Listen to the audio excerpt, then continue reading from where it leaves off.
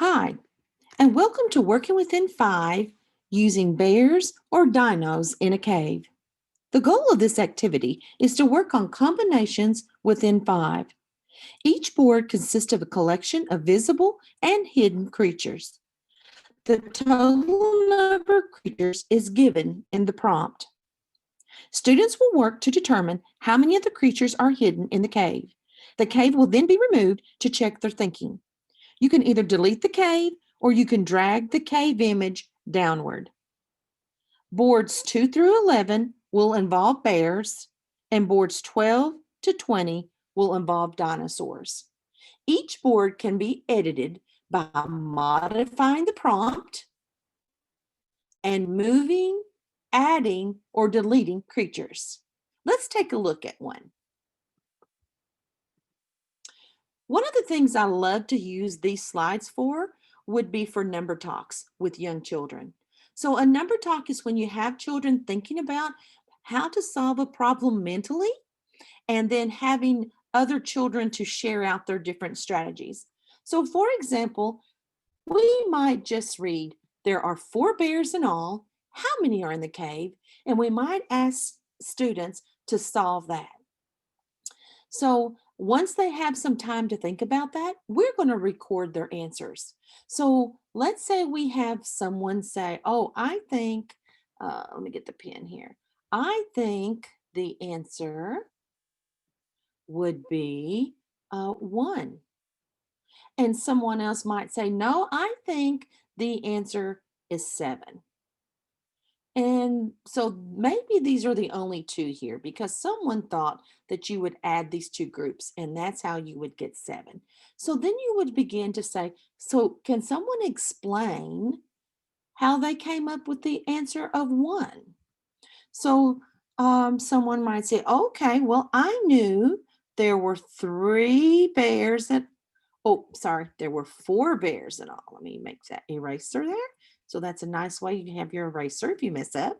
So I know there are 4 bears in all. And what I did was I just added 3 plus 1.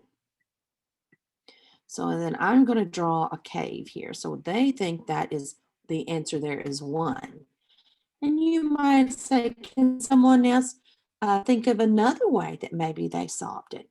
And someone said, well, I didn't think about the whole at first. I just thought about 3 plus 1, and that makes 4. So the answer must be 1. Then and you can, and even at this time, you can ask the kids to use their fingers to check. You might say, is there another way?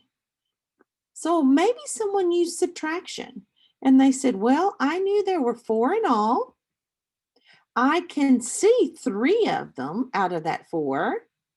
So then there must be 1 that I cannot see. So then maybe when you circle back around to maybe some of the students who thought 7, then you can say, can you explain your thinking? And do you think one of these others might be a better response? So be careful that when you have an incorrect answer, that is perfectly okay, and that the child feels comfortable and safe, having a safe space of making a mistake. So let's take a look and see what is hidden in the cave. I'm going to click and delete, and the answer is 1. So if I want to put the cave back, I can just do the undo, and that should put my cave back. Yes. And again, in the beginning of the directions, we talked about how you could modify the prompt. So just click, change your questioning if you need to change the question, or if you just want to change the number. Just click there, and you can go back and put a different number in. So let's say, for example, I want to do, instead of 4 bears in all, I'm going to do 5 bears in all on this one. And I'm going to have to click the bear, duplicate, and there you go. So now I have a different problem. And then if I need to change here, I can do that as well. So that's kind of how you modify if you need. So I want, and the next one is, just a different number using a different collection, but you would have several of these if you're working on a number talk, just a quick number talk, because it doesn't need to be, any more than like maybe 5 to 7 minutes. So this is a really great activity, especially for kindergarten kids or even beginning at first, especially if they have been out of school for a while. So, wonderful, wonderful activities for that. So let's kind of take a look, and I want to kind of go over a little bit, move over to some of the other slides and show you the dinosaur, which is so cool. The dinosaur settings. So in this one, it's the same math. You're going to do the same thing, except this time you're going to try to figure out how many are in the cave. So, and again, you can use it as a number talk.